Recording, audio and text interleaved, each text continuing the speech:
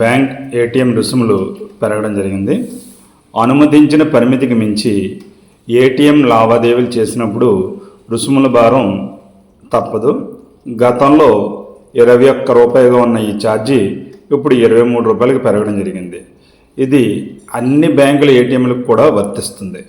ప్రస్తుత నిబంధనల ప్రకారం మెట్రో నగరాల్లోని ఖాతాదారుడు నెలకు తన సొంత బ్యాంకు ఏటీఎం నుంచి 5 సార్లు, ఇతర బ్యాంకుల ఏటీఎం నుంచి 3 పర్యాయాల వరకు నగదు తీసుకోవడం, జమ చేయడం, ఆర్థికేతర లావాదేవీలు, నగదు నిల్వ తెలుసుకోవడం అంటే బ్యాలెన్స్ ఎంక్వైరీ, పిన్ మార్పు లాంటివి చేసేందుకు వీలుండేది.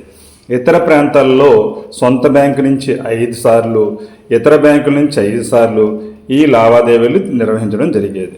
అయితే ఆ తర్వాత నుంచి ప్రతి లావాదేవీకి 23 రూపాయల చొప్పున చెల్లించాల్సి వస్తుంది. అంటే 5 సార్లు కనుక మించిపోతే ప్రతి లావాదేవీ అంటే బ్యాలెన్స్ ఎంక్వైరీ చేసినా ఏమి చేసినా దానికి 23 రూపాయలు ఛార్జీ అయితే వసూలు చేయడం జరుగుతుంది. అది ఏటీఎంల దగ్గర. ఈ పెరిగిన రేట్లు మే 1వ తేదీ 2025 సంవత్సరం నుంచి అమల్లోకి రావడం జరిగింది.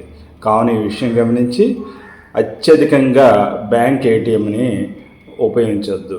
5 సార్లు లోపు ఏదైనా బ్యాంక్ ఏటీఎంని ఉపయోగించుకుంటే ఛార్జీలు పడకుండా ఉంటాయి.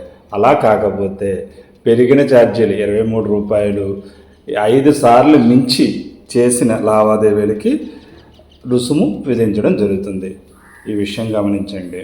అలాగే ఈ ఛానల్ చూడడం ఇదే మొదటిసారి అయితే సబ్స్క్రైబ్ చేసుకోండి, వీడియో చూడండి పూర్తిగా, అలాగే లైక్ చేయండి, తెలిసిన వారికి ఈ ఉపయోగపడే సమాచారాన్ని షేర్ చేయండి.